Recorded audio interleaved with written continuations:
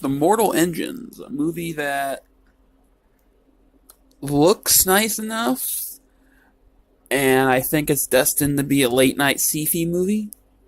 It's not gonna be like an afternoon movie like Robin Hood will be, like a movie that a lot of people will probably watch on TV or put on the background for TV. But one of those late night ones where there's nothing else on. It's like Fast and the Furious films. But this film, I think Peter Jackson knew what he was doing because at the end he left it so that it's a happily ever after ending with they ride off into the sunset, because I'm pretty sure he knew that there was not going to be a sequel. I think he probably liked the book series. I didn't notice something with the book series until like halfway through the film. I'll explain why in a minute. He spent a lot of money buying the rights, and then he realized it wasn't recordable, wasn't a good enough story to put on film, or it would need more than 2 hours that would make the one. So I think he made the film the way he wanted, and he knew it was going to fail. So he got his money back from Warner Brothers because they paid him to do the screenplay. So they probably paid him more than he paid to buy the rights to the book. So I think he came out on top, but I don't think Warner Brothers will, because this movie is if you Google it, first thing that pops up is that it's a guaranteed flop. It's already considered a flop. They're pulling it out of theaters. The one in my local area, only one theater is actually still showing it. The score is nice enough. I mean, I would yar it. The film is decent enough for like maybe if I found it on Black Friday for $5, or if the steelbook looked really really nice and it got down to $10 maybe.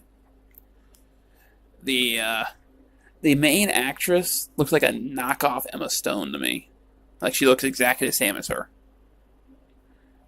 If I think I got the name right, the girl who was in Amazing Spider-Man films and Easy A, she looks just like her to me.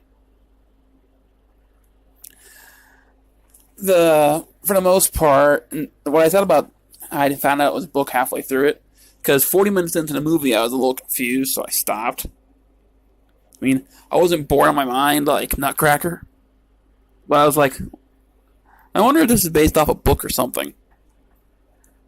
So I stopped the film, I Googled it after I found out about the bombing and everything, and then I went down, I read the article, the Wikipedia article about the movie. It said based on a book series of the same name, so I clicked it. And I read the synopsis of the book. The movie literally left out what the purpose of the story was, like telling you what it was. I think that's why I also think Jackson probably knew the film was going to fail, so he decided to say fuck it and make the one he wanted to make. Because I'm guessing fans of it might understand it, and it might have been a movie made for the fans of the books, but not for moviegoers. I guess I'd give it like maybe a C plus, maybe. It's not good enough for a B because I had to read up about it, and you shouldn't have to read for a movie. The switcheroo ending wasn't a switcheroo, the big reveal. It was cheesy because everybody's done it since Star Wars Episode 5. And it was in the trailer. If you didn't know what it was, like spoiler alert, if you didn't know Hugo Weavy was Emma Knockoff's father, you were stupid. Anybody could tell. It was in the freaking trailer, basically. Or it could have been a scene they uploaded, the entire scene for it, because they showed the little backstory thing. In the middle of it, they have like some robot guy, and they didn't explain him very well. And then they may try to care for him when he dies. It's like, huh? Like I said, the movie's like a C minus, not that great. It's gonna be on TV. Like if you ever see it on TV late at night, and you can't go to sleep, I'd suggest trying it out. Other than that, have a good one.